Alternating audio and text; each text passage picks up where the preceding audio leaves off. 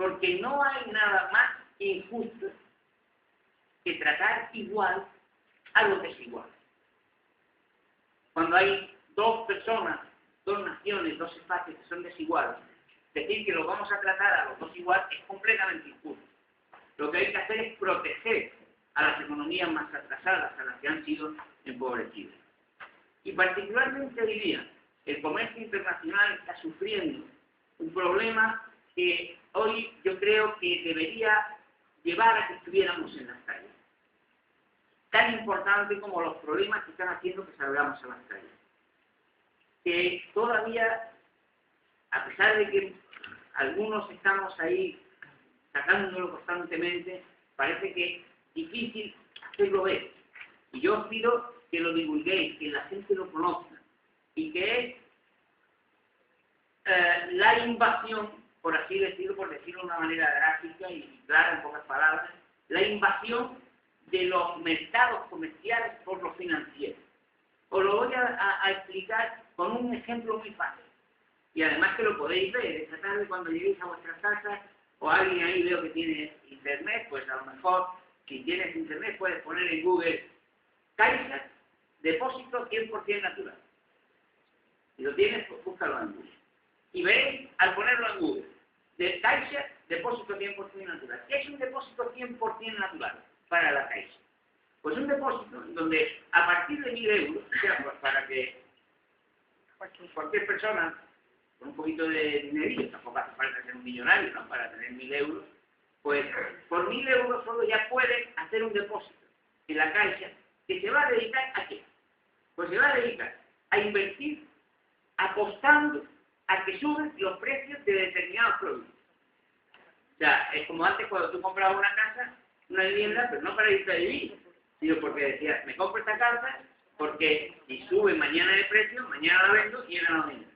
Tú no te comprabas la casa para irte a vivir, o lo hacía la gente, sino para ganar especulando. Pues bien, el depósito 100% natural es que ese dinero va, ¿por qué le llaman natural? Porque son materias primas naturales. Cereal, arroz, trigo, claro, ¿qué más natural que matar a la gente de hambre? Porque esa apuesta a que suban los precios, ¿qué efecto tiene? Para el inversor muy bueno, porque hoy compro a 10 y mañana está a 12, pues ya, como lo estás vendiendo tú mismo, tú ganas dinero. Es tan segura que ganas dinero que si entráis ahí en la página donde está la propaganda del depósito, veréis que está asegurada que por lo menos te devuelven el dinero. O sea, está asegurada la rentabilidad. Porque es jugar sobre seguro. Claro, es que el inversor gana siempre. ¿Quién pierde? Pierde la gente que come. Porque tiene que comprar los productos cada vez más caros. Eso se llama un crimen. Y yo os pido que entendáis esto, que lo divulguéis. Que en la economía mundial se está produciendo diariamente un crimen. Es un crimen que mata de hambre a la gente. Y no son pocos. 35.000 personas mueren de hambre al día. Es verdad que no todo eso es como resultado de especulación financiera, naturalmente que sí.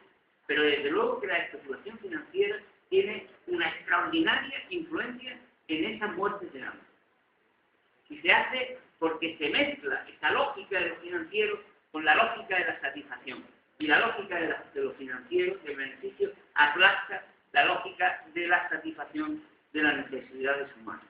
Y eso no pasa solo en la City de Londres, no pasa solo en la Bolsa de Nueva York, no es solo una cosa de una serie de personas que son muy ricas y que se reúnen en un club financiero, no.